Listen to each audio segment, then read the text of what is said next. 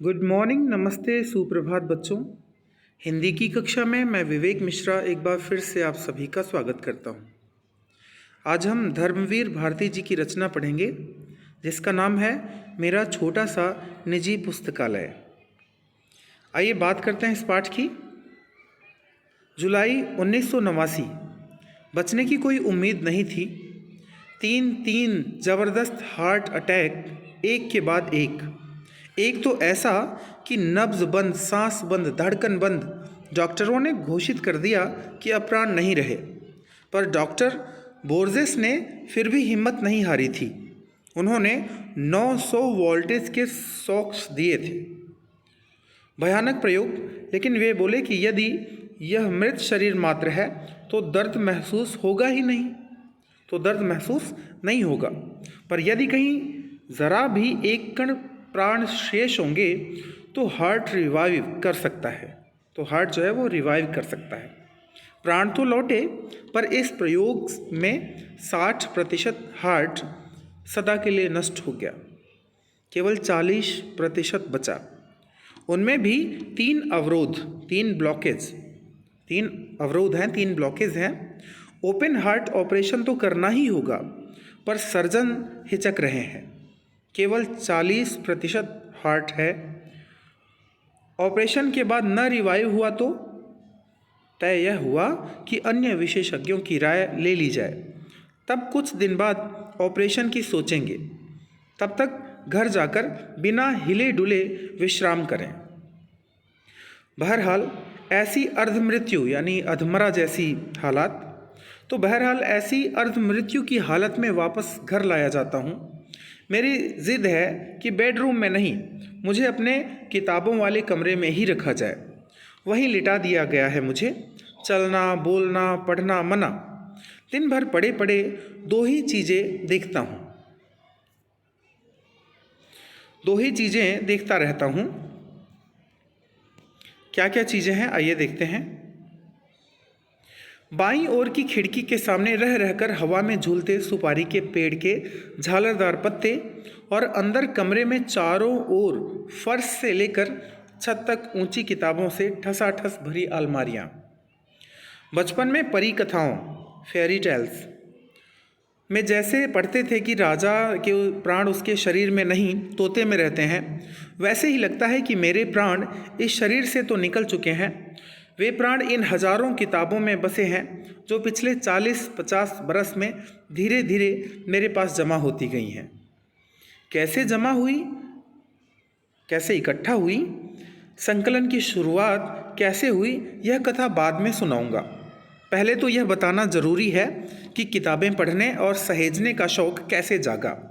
बचपन की बात है। उस समय आर्य समाज का सुधारवादी आंदोलन अपने पूरे जोर पर था। मेरे पिता आर्य समाज रानी मंडी के प्रधान थे और माँ स्त्री शिक्षा के लिए आदर्श कन्या पाठशाला की स्थापना की थी।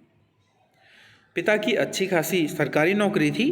बर्मा रोड जब बन रही थी तब बहुत कमाया था उन्होंने, लेकिन मेरे जन्म से पहले ही गांधी जी के आह्वान पर उन्होंने सरकारी नौकरी छोड़ दी थी। हम बड़े आर्थिक संकटों से गुजर रहे थे। आर्थिक मतलब पैसों की बड़ी तंगी थी। फिर भी घर में नियमित पत्र पत्रिकाएं आती थीं। आर्यमित्र साप्ताहिक, वेदोदम, सरस्वती, गृहिणी और 2 बाल पत्रिकाएं खास मेरे लिए, बाल सखा और चमचम। उनमें होती थी परियों, राजकुमारों, दानवों और सुंदरी कन्याओं की कहानियां और रेखा चित्र। मुझे पढ़ने की आदत लग गई थी।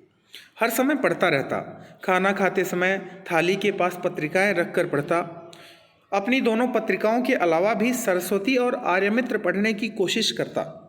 घर में पुस्तकें भी थीं, उपनिषदें और उनके हिंदी अनुवाद। सत्यार्थ प्रकाश के खंडन मंडन वाले अध्याय पूरी तरह समझ तो नहीं पाता था, पर पढ़ने में मज़ा आता था।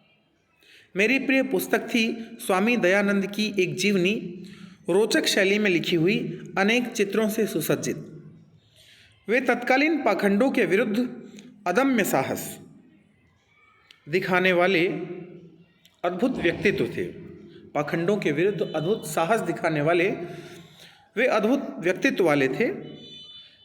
कितनी ही रोमांचक घटनाएं थीं उनके जीवन की जो मुझे प्रभावित करती थीं।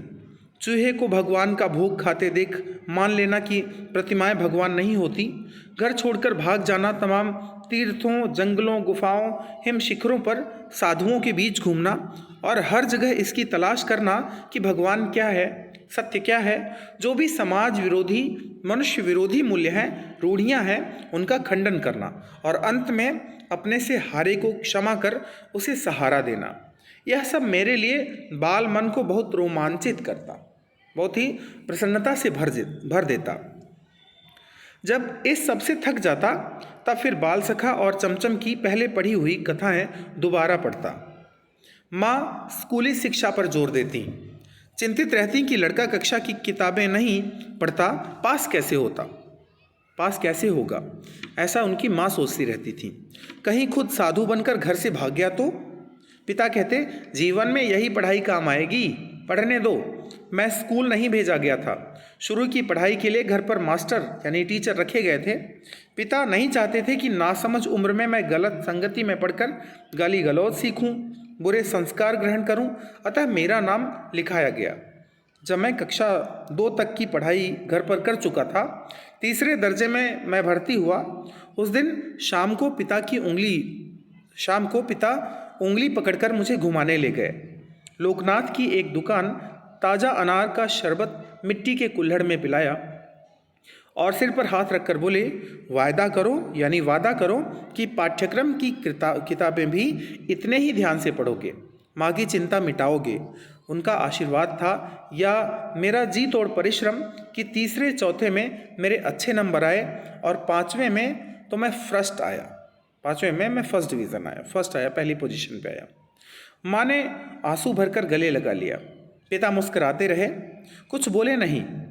चूँकि अंग्रेजी में मेरे सबसे नंबर ज़्यादा थे, क्योंकि अंग्रेजी में मेरे सबसे नंबर अधिक थे, सबसे ज़्यादा नंबर थे अंग्रेजी में, अतः स्कूल से इनाम में 2 अंग्रेजी की किताबें मिली थी।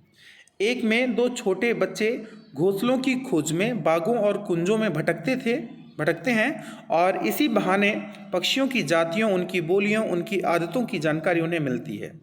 दूसरी किताब थी ट्रस्टी द रग, जिसमें पानी के जहाज़ों की कथाएं थीं, कितने प्रकार के होते हैं, कौन कौन सा माल लाद कर लाते हैं, कहाँ से लाते हैं, कहाँ ले जाते हैं, नाविक की ज़िंदगी कैसी होती है, कैसे कैसे द्वीप मिलते हैं, कहाँ व्हेल होती है, कहाँ शार्क होती है, ये मछलियों के नाम हैं। इन 2 किताबों ने एक नई दुनिया का द्वार मेरे लिए खोल दिया, पक्षियों से भरा आकाश और रहस्यों से भरा समुद्र। पिता ने अलमारी के एक खाने से अपनी चीज़ें हटाकर जगह बनाई और मेरी दोनों किताबें उस खाने में रखकर कहा, आज से यह खाना तुम्हारी अपनी किताबों का, यह तुम्हारी अपनी लाइब्रेरी है। यहाँ से आरंभ हुई उस बच्चे की लाइब्रेरी। बच्चा किशोर हुआ, यानी थोड़ा सा बड़ा हुआ, जवान हुआ, स्कूल से कॉलेज से यूनिवर्सिटी गया, डॉक्टरेट हासिल की, यूनिवर्सिटी में अध्यापन किया, अध्यापन छोड़कर इलाहाबाद से बम्बई आया, संपादन किया, उसी अनुपात में अपनी लाइब्रेरी का विस्तार करता गया। तो अभी इस वीडियो के प्रथम भाग में हम यहीं तक पढ़ेंगे, जल्दी ही मिलते हैं इस आत्मकथा के शेष भाग में। तो आज के लिए इतना ही। धन्यवाद। आपका दिन शुभ और मंगलमय हो।